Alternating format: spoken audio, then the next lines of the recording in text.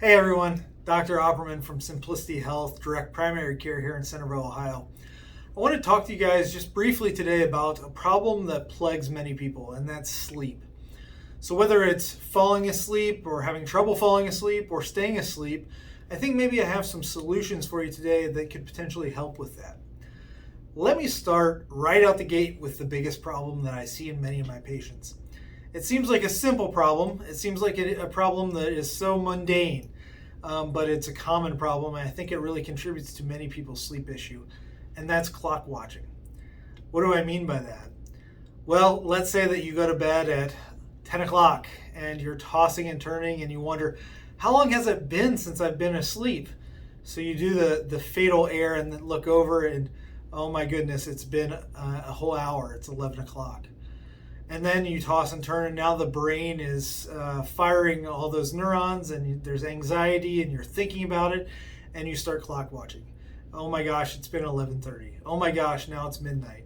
Oh my gosh, am I ever going to sleep? I've been awake for 3 hours.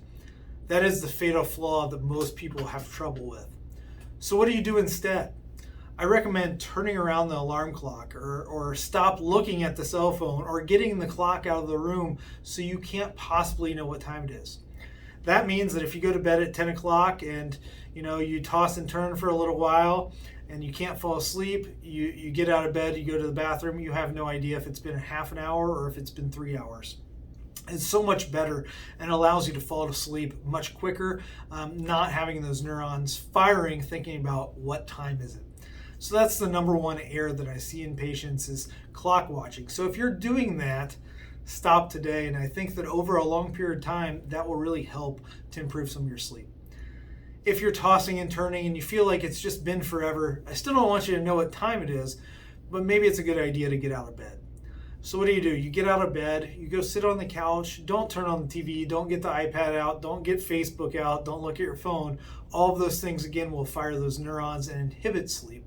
So you need to sit on the couch and read something boring. Maybe it's a book about President McKinley. That would be interesting to me, but for many people, boring.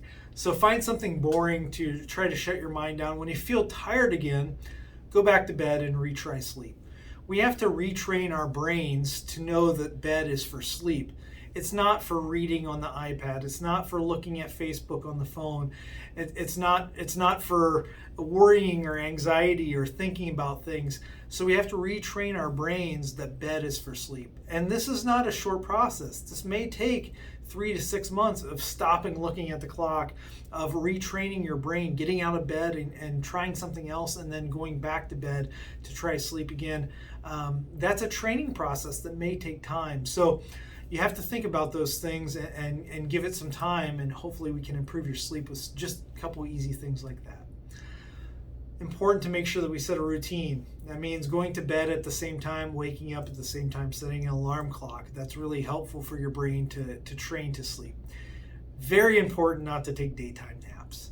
So if you're not getting good sleep at night, the worst thing that you can do is take a quick hour or two nap in the middle of the day. It really ruins your sleep patterns and it really prohibits you from falling asleep quickly at nighttime. You want to try to limit how much blue light you have entering the pupils throughout the day and towards the night.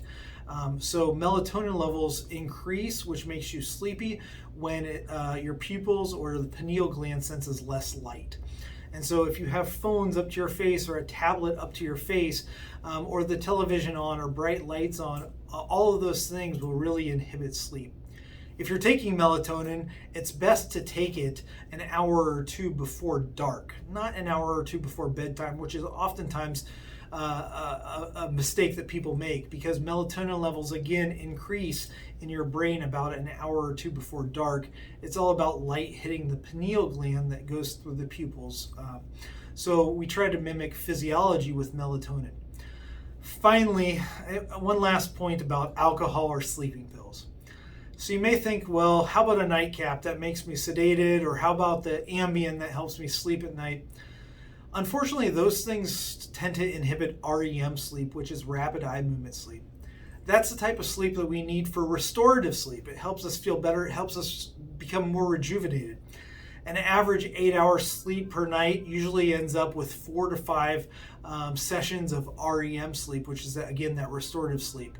Unfortunately, alcohol and sleeping pills really inhibit our ability to get into that REM sleep, which is the last phase of sleep. So you may have experienced that before, where you drank a lot of alcohol perhaps the night before, and maybe you got 10 or 8 hours of sleep, and you felt like you should not be tired, but still you have that hangover feeling where you still feel tired despite all of the sleep that you ended up getting. That's because that alcohol inhibited the REM sleep, the rapid eye movement sleep, the restorative sleep, and that's why you feel tired after a hangover despite getting adequate sleep. So as tempting as it may be to have that nightcap or that drink of alcohol to help you fall asleep, or taking the sleeping pill, all they really do is sedate you and give you a perception of sleep, but they don't help with REM sleep. Actually, they may inhibit getting that more restorative, restful sleep. So I hope those few tips today will really help you, and hope you can get back onto a path towards better sleep. Again, I'm Dr. Opperman here at Simplicity Health Direct Primary Care in Centerville, Ohio. Happy dreaming.